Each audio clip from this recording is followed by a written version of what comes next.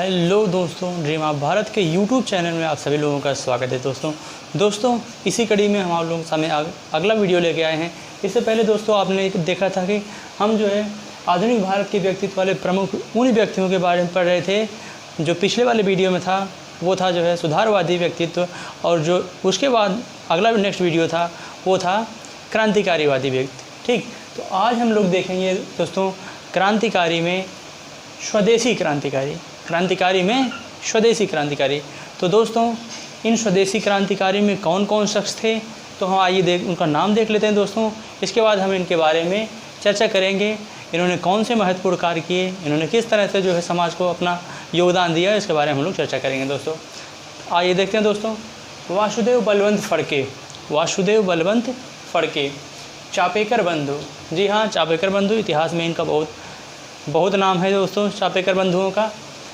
जतीन्द्रनाथ मुखर्जी, बारिंद्र कुमार घोष और विनायक दामोदर सावरकर, रास बिहारी बोस, सत्येंद्रनाथ बसु और मास्टर सूर्यसेन।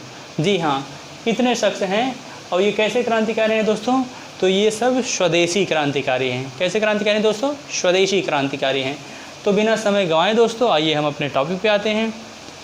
हम देखते हैं दोस्तों पहले वासुदेव बलवंत फड़के के बारे में। वासुदेव बलवंत फड़के, इन्हें देश का प्रथम क्रांतिकारी कहा जाता है।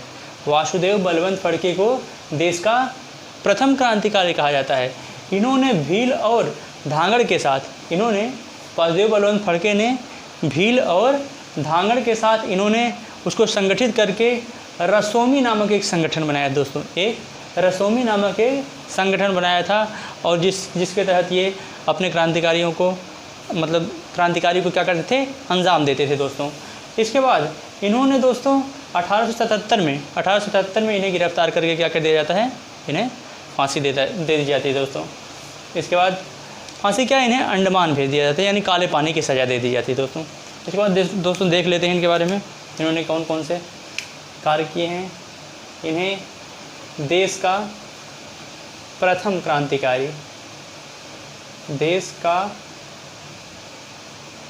प्रथम क्रांतिकारी, इन्हें देश का प्रथम क्रांतिकारी कहा जाता है दोस्तों। इन्होंने भील और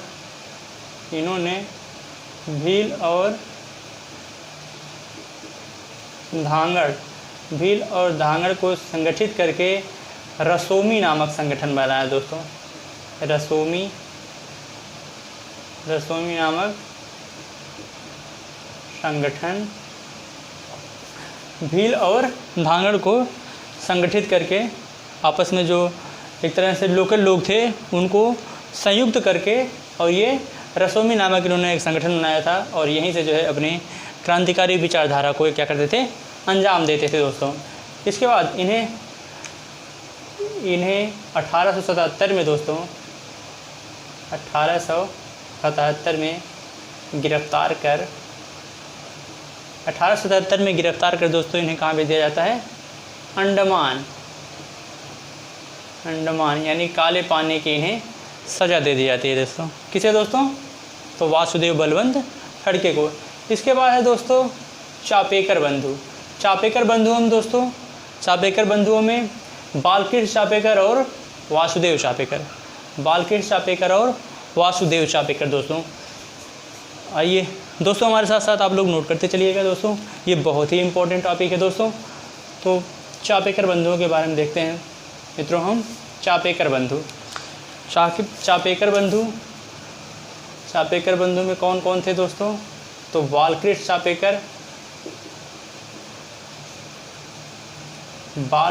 और वासुदेव,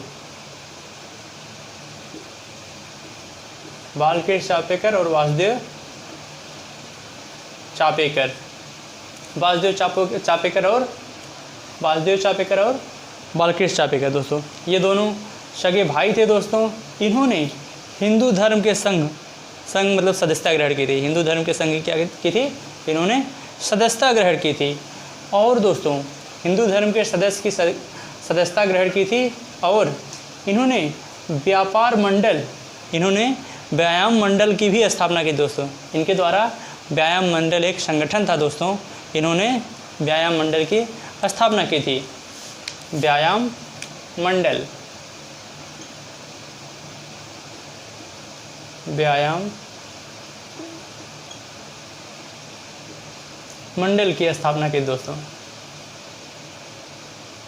व्यायाम मंडल का मतलब दोस्तों, व्यायाम मंडल का मतलब एक तरह से जैसे अखाड़ा टाइप होता था, यहाँ लोग आते थे और मतलब एक तरह से लोग शारीरिक रूप से लोग यहाँ परिश्रम करते थे और एकत्रित होते थे और आपस में अपनी बातों को जो है एक दूसरे से शेयर करते थे, मतलब विचारधाराओं को अपनी। तो इन्होंने क्या किया था दोस्तों, व्यायाम मंडल की स्थापना की थी। इसके बाद दोस्तों इन्होंने प्लेग ऑफिसर पुणे के जो प्लेग ऑफिसर था रैंडन्स एंड आयर्स, दोनों बंधुओं ने उसकी हत्या कर दी। किसकी दोस्तों, मिस्टर रैंड एंड आयस्टर,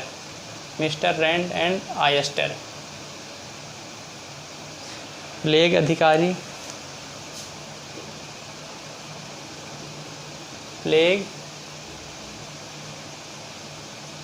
प्लेग अधिकारी मिस्टर रैंड एंड आयस्टर, मिस्टर रैंड एंड आयस्टर की क्या कर दिया, इन लोगों ने हत्या कर दिया। कौन, चापेकर बंधुओं ने मिस्टर रैंड एंड आयस्टर की क्या कर दिया, हत्या कर दिया। इसके बाद दोस्तों इन्हें सज़ा हो जाती है। इसके बाद दोस्तों जतींद्र नाथ मुखर्जी को दोस्तों इन्हें बाघा जतीन के नाम से जाना जाता था। जतींद्र नाथ मुखर्जी को दोस्तों इन्हें बाघा जतीन के नाम से जाना जाता था। इन्होंने शमशीद आलम नामक एक पुलिस अधिकारी की क्या कर दी थी, हत्या कर दी दोस्तों। शमशीद आलम नामक एक पुलिस अधिकारी की इन्होंने क्या किया था, हत्या कर दिया था। और 1910 में इनके ऊपर क्या चला, हावड़ा षड्यंत्र चला। और दोस्तों ये युगांतर, गदर और अनुशीलन इस सभी पार्टियों के ये एक तरह से सक्रिय कार्यकर्ता के रूप में थे। कौन दोस्तों, तो जतींद्र नाथ मुखर्जी, इन्हें जतींद्र नाथ मुखर्जी को बाघा जतीन के नाम से जाना जाता है दोस्तों, बाघा जतीन।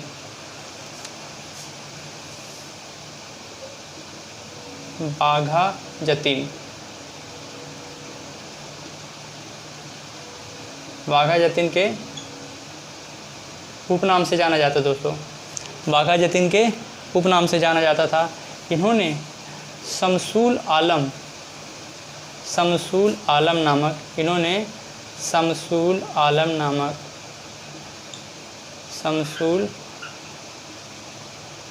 नामक एक पुलिस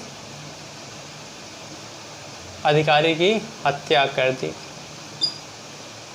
इन्होंने शमसूल आलम नामक एक क्या किया था, पुलिस अधिकारी की हत्या कर दी थी। इसके बाद दोस्तों ये युगांतर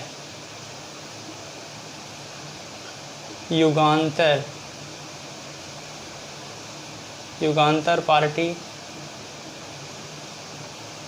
गदर पार्टी, ये युगांतर पार्टी, गदर पार्टी और अनुशीलन समिति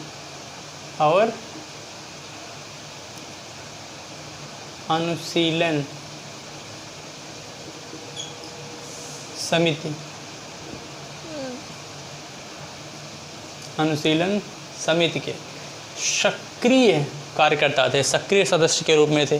कौन दोस्तों, तो जतींद्र नाथ मुखर्जी सक्रिय सदस्य थे। किसके संगठन दोस्तों, सक्रिय सदस्य थे। युगांतर पार्टी, गदर पार्टी और अनुशीलन समिति, युगांतर पार्टी, अनुशीलन समिति और गदर पार्टी की एक सक्रिय सदस्य के रूप में थे। इसके बाद दोस्तों इन्होंने शमसूल आलम नामक पुलिस अधिकारी की हत्या कर दी थी। इन्हें बाघा जतीन के उपनाम से भी जाना जाता था। इसके बाद दोस्तों हम आगे देखते हैं बारिद्र घोष, वही बारिद्र घोष हैं दोस्तों, अरविंद घोष के भाई थे ये बारिद्र घोष। इन्होंने अनुशीलन समिति का गठन किसके साथ मिलकर किया था? भूपेंद्र दत्त के साथ मिलकर किया था दोस्तों। इन्होंने अनुशीलन समिति का गठन किसके साथ मिलकर किया था मित्रों? तो भूपेंद्र दत्त के साथ। भूपेंद्र दत्त के साथ इन्होंने मिलकर के किसका गठन किया था? अनुशीलन समिति का। अनुशीलन समिति, अनुशीलन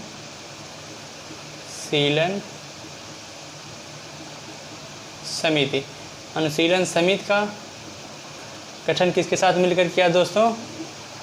तो बारिन्द्र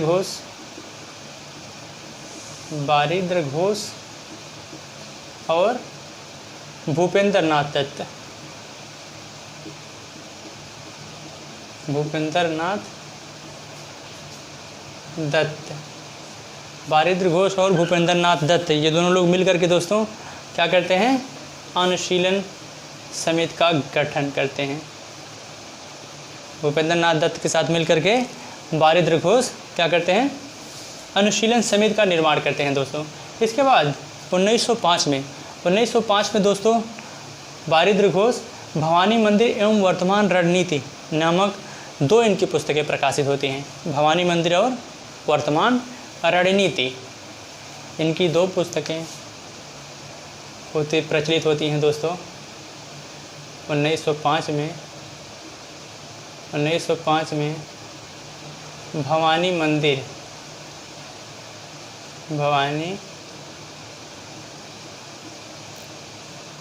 मंदिर और 1 मिनट दोस्तों, लाइट कुछ प्रॉब्लम आ गई है।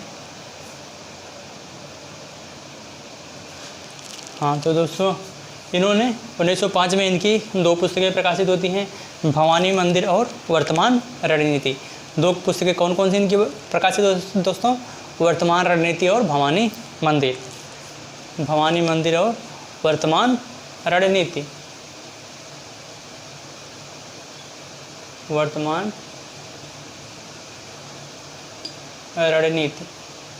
रणनीति इनकी पुस्तकें जो है प्रकाशित होती हैं दोस्तों। भवानी मंदिर और वर्तमान रणनीति, ये पुस्तक इनकी प्रकाशित होती है। इन्होंने 1906 में इनके द्वारा क्या किया जाता है दोस्तों? युगांतर पत्र का भी प्रकाशन किया जाता है। 1906 में युगांतर पत्र दोस्तों, 1906 में युगांतर पत्र संपादन करते हैं दोस्तों। 1906 में इनके द्वारा क्या किया जाता है दोस्तों? युगांतर पत्र का भी संपादन किया जाता है। और दोस्तों इनके ऊपर अलीपुर षड्यंत्र के द्वारा तहत इनके ऊपर क्या होता है? मुकदमा चलता है, मतलब आजीवन कारावास का भी इनके ऊपर क्या होता है? मुकदमा चलता है और इन्हें आजीवन कारावास होती है। लेकिन 1920 में क्या होते हैं?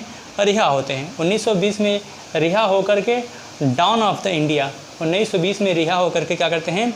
डाउन ऑफ द इंडिया नामक एक पत्र का इन्होंने पुनः क्या किया? संपादन किया दोस्तों। तो इनके ऊपर क्या चलता है दोस्तों?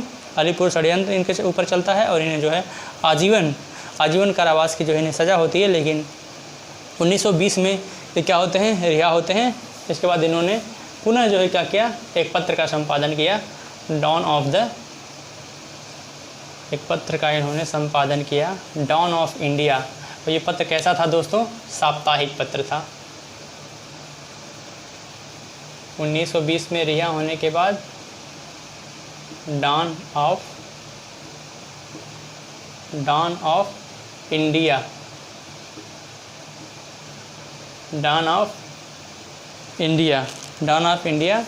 और ये साप्ताहिक पत्र था दोस्तों। साप्ताहिक पत्र था। डाउन ऑफ इंडिया एक कैसा पत्र था मित्रों? तो डाउन ऑफ इंडिया ये साप्ताहिक पत्र था। इसके बाद दोस्तों विनायक दामोदर सावरकर या बीडी सावरकर, इनके बारे में दोस्तों देखते हैं। बीडी सावरकर के बारे में 1907 में दोस्तों, 1907 में लंदन में इंडिया हाउस की स्वर्ण जयंती इन्होंने मनाई दोस्तों। इनके द्वारा 1907 में जो लंदन में इंडिया हाउस का गठन किया गया था दोस्तों, उसकी स्वर्ण जयंती किसके द्वारा मनाई गई थी दोस्तों? तो बीडी सावरकर के द्वारा। 1907 1907 में लंदन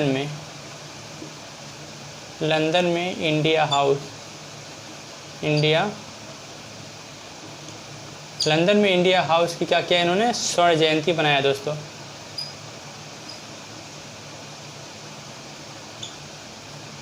स्वर्ण जयंती मनाया दोस्तों। 1907 में लंदन में इनके द्वारा किया जाता है मित्रों। तो लंदन में इंडिया हाउस की क्या की जाती है, इनके द्वारा स्वर्ण जयंती बनाई जाती है। और दोस्तों 1905 में जो स्वदेशी आंदोलन रहता है, बंगाल के विभाजन के दौरान जो स्वदेशी आंदोलन चलता है, उस स्वदेशी आंदोलन में इन्होंने बढ़ चढ़ के हिस्सा लिया दोस्तों। बी डी सावरकर ने क्या किया, 1905 के स्वदेशी आंदोलन में इन्होंने बढ़ चढ़ के भाग लिया दोस्तों। 1905 के स्वदेशी आंदोलन में स्वदेशी आंदोलन में प्रमुख भूमिका निभाई दोस्तों। प्रमुख भूमिका इनके द्वारा क्या हुआ, निभाई गई। और इनके द्वारा एक अभिनव भारत नामक संस्था का भी गठन किया गया दोस्तों। अभिनव भारत संस्था का इनके द्वारा क्या किया गया, गठन किया गया मित्रों। अभिनव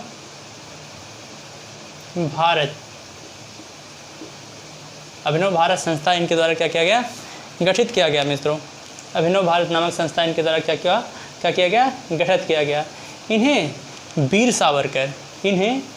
वीर सावरकर अथवा स्वतंत्र वीर के उपनाम से भी जाना जाता था। वीर सावरकर अथवा स्वतंत्र वीर, साथ साथ नोट करते चलिएगा मित्रों। वीर सावरकर अथवा स्वतंत्र वीर उपनाम से जाना जाता था दोस्तों। वीर सावरकर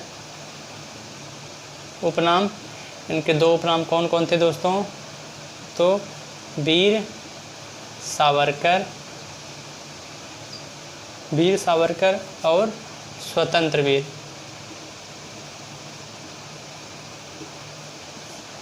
वीर सावरकर और स्वतंत्र वीर नामक इन्हें दो उपनाम से जाना जाता था दोस्तों। इसके बाद इन्होंने 1857 के विद्रोह को इन्होंने स्वतंत्रता का मतलब प्रथम स्वतंत्रता संग्राम इन्होंने सिद्ध किया। किसको, 1857 का जो विद्रोह हुआ था दोस्तों, इन्होंने 1857 के विद्रोह को क्या किया, प्रथम स्वतंत्रता संग्राम सिद्ध किया मित्रों। 1857 के विद्रोह को इन्होंने प्रथम स्वतंत्रता संग्राम क्या किया, सिद्ध किया मित्रों इन्होंने। इसके बाद दोस्तों ये एक प्रसिद्ध इतिहासकार भी थे। इनकी 1857 के विद्रोह पर इन्होंने एक बहुत ही बेहतरीन पुस्तक भी लिखी है दोस्तों। इसके बाद दोस्तों विनायक दामोदर सावरकर, इन्होंने इंडियन एसोसिएशन नामक एक पत्र निकाला था। इन्होंने इंडियन एसोसिएशन नामक एक पत्र भी निकाला था दोस्तों। इंडियन एसोसिएशन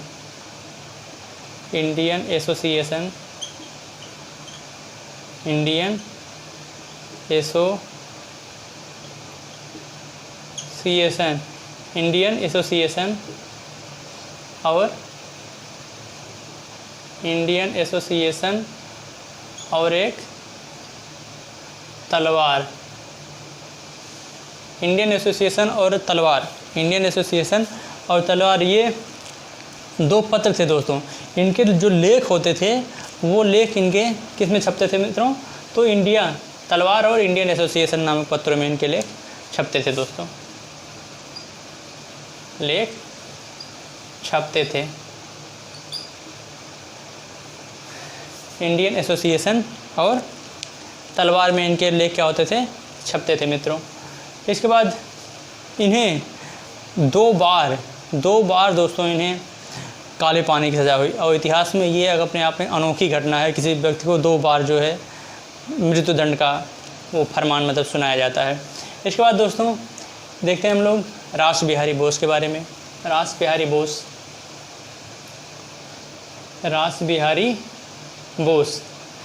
आज़ाद हिंद जो है फौज, आज़ाद हिंद फौज के मतलब गठन करने में इनका बहुत बड़ा योगदान था दोस्तों। शुरू से देखते हैं दोस्तों, तो सबसे पहले रास बिहारी बोस जो थे दोस्तों, ये बम बनाने में माहिर थे। ये क्या करते थे दोस्तों, ये बम बनाने में माहिर थे। आपने देखा होगा दोस्तों कि जो 1912 ईस्वी में जब लॉर्ड हार्डिंग मतलब जब राजधानी परिवर्तित कर कलकत्ता से दिल्ली जाती है तो लॉर्ड हार्डिंग पर एक बम फेंका जाता है मित्रों। लॉर्ड हार्डिंग पर एक बम फेंका जाता है जब जॉर्ज पंचम आए हुए थे दिल्ली दरबार के समय दोस्तों। तो क्या होता है, एक बम फेंका जाता है। वो बम किसके द्वारा बनाया गया दोस्तों? तो रास बिहारी बोस के द्वारा ही बनाया गया था। ठीक है, बाद में वो तो मरता तो नहीं है लेकिन बच जाता है, लेकिन किसी तरह से ये रास बिहारी बोस जो है अपना भाग करके जान बचाते हैं। इसके बाद ये दोस्तों कहाँ चले जाते हैं? ये जापान चले जाते हैं। कहाँ चले जाते हैं दोस्तों? जापान। और वहाँ जा कर के ये जो है अपनी क्रांतिकारी गतिविधियों को करते हैं। इसके बाद दोस्तों इन्होंने इंडियन इंडिपेंडेंस लीग नामक एक संस्था का गठन किया है तो दोस्तों IIL इंडियन इंडिपेंडेंस लीग नामक इन्होंने क्या किया दोस्तों? इन्होंने इंडियन इंडिपेंडेंस नामक लीग की संस्था का गठन किया था। इन्होंने दोस्तों गदर षड्यंत्र के प्रणेता थे। गदर जो है षड्यंत्र किसके द्वारा रचा गया था? तो रास बिहारी बोस के द्वारा ही रचा गया दोस्तों। गदर षड्यंत्र के प्रणेता कौन थे दोस्तों?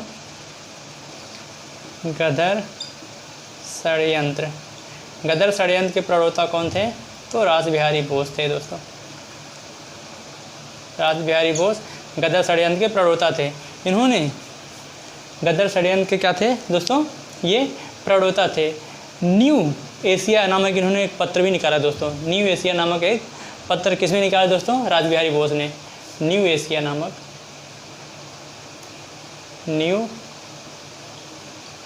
एशिया नामक एक इन्होंने पत्र निकाला था दोस्तों। इसके बाद आज़ाद हिंद फौज को गठन करने में इनकी सबसे प्रमुख भूमिका रही दोस्तों। आज़ाद हिंद फौज को गठित करने में इनकी प्रमुख भूमिका रही। और बाद में जो है दोस्तों, बाद में रास बिहारी बोस ने ही सुभाष चंद्र बोस को, रास बिहारी बोस ने ही क्या करते हैं, सुभाष चंद्र बोस को आज़ाद हिंद फौज की कमान जो है किसके द्वारा सौंपी जाती है? तो रास बिहारी बोस के द्वारा ही जो है दोस्तों सुभाष चंद्र बोस को क्या की जाती है? कमान सौंपी जाती है। किसकी? आज़ाद हिंद फौज की। आज़ाद हिंद फौज की दोस्तों, आज़ाद हिंद फौज की कमान, आज़ाद हिंद फौज की दोस्तों कमान वो किसको सौंपी जाती है? तो सुभाष चंद्र बोस को। सुभाष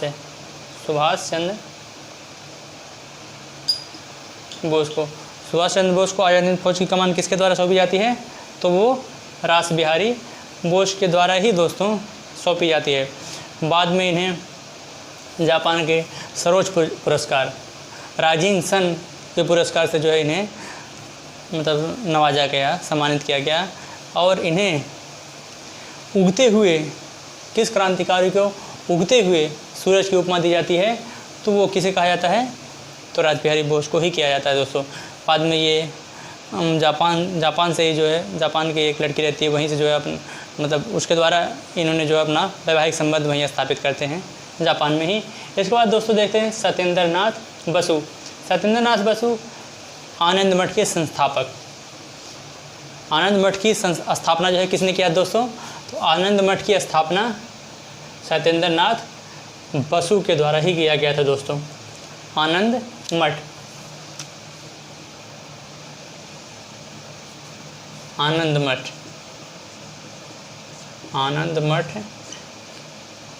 किसके द्वारा स्थापना किया गया दोस्तों? तो आनंद मठ की स्थापना वो इन्हीं के द्वारा किया गया था दोस्तों। इन्होंने स्वदेशी आंदोलन में सक्रिय भूमिका निभाई दोस्तों। स्वदेशी आंदोलन में इन्होंने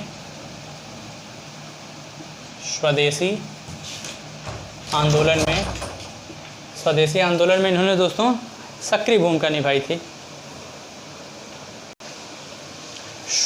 स्वदेशी आंदोलन में दोस्तों इन्होंने अपनी सक्रिय रूप से भूमिका निभाई थी। स्वदेशी आंदोलन में दोस्तों सक्रिय रूप से भूमिका किसने निभाई थी? तो स्वदेशी आंदोलन में सक्रिय रूप से भूमिका सत्येंद्र नाथ बसु ने निभाई थी दोस्तों। सत्येंद्र नाथ बसु के द्वारा अलीपुर जो षड्यंत्र था दोस्तों, अलीपुर का जो षड्यंत्र था सत्येंद्र नाथ बसु के द्वारा, जो उसका सरकारी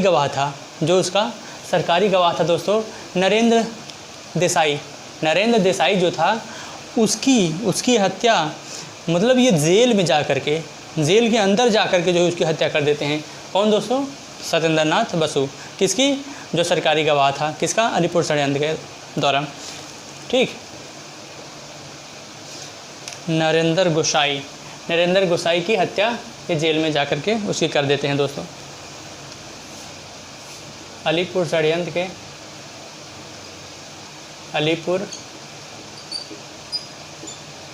अलीपुर षड्यंत्र के सरकारी गवाह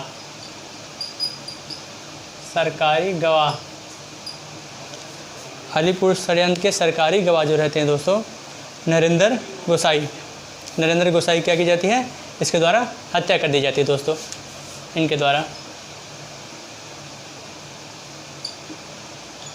नरेंद्र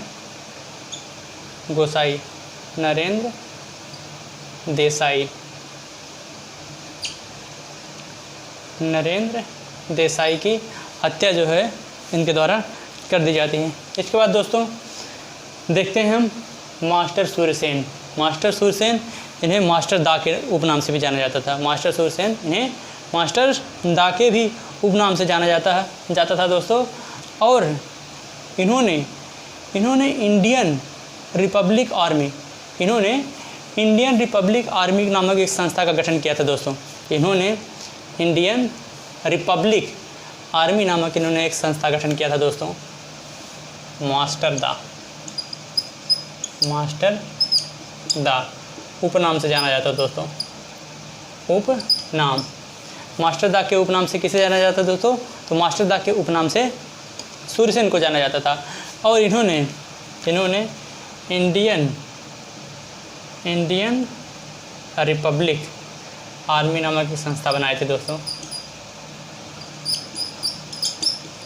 इंडियन रिपब्लिक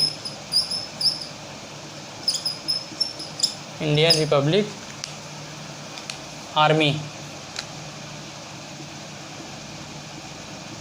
नामक एक संस्था बनाया था दोस्तों, जिसमें मित्रों इसमें 2 लड़कियां प्रमुख रूप से इनकी भूमिका रही थी दोस्तों। प्रीति लता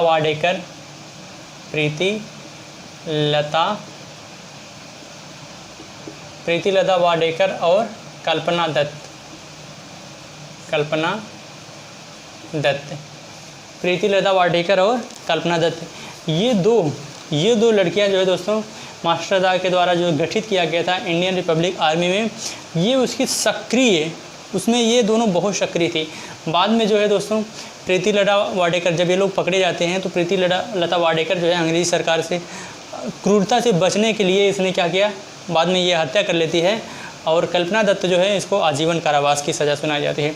इसके बाद दोस्तों देखते हैं मास्टर दा के बारे में। इन्होंने वंदे मातरम और इनकलाब का नारा दिया जाता है मास्टर दा के द्वारा। वंदे मातरम और इनकलाब का नारा दिया जाता है दोस्तों। वंदे मातरम और इनकलाब। वंदे मातरम और इनकलाब। वंदे मातरम और इनकलाब का नारा दिया गया मित्रों, किसके द्वारा? तो वंदे मातरम और इनकलाब का नारा किसके द्वारा दिया गया दोस्तों? तो मास्टर सूरसेन के द्वारा। इन्होंने अस्थायी सरकार का भी गठन किया था दोस्तों। मास्टर दा ने क्या किया था? अस्थायी सरकार का भी गठन किया था मित्रों। अस्थायी सरकार का गठन किसके द्वारा किया गया था? तो अस्थायी सरकार का गठन मास्टर दा के द्वारा किया गया था दोस्तों। और अस्थायी सरकार का गठन किया गया था दोस्तों। अस्थायी सरकार का गठन अस्थायी सरकार का गठन किया गया था दोस्तों।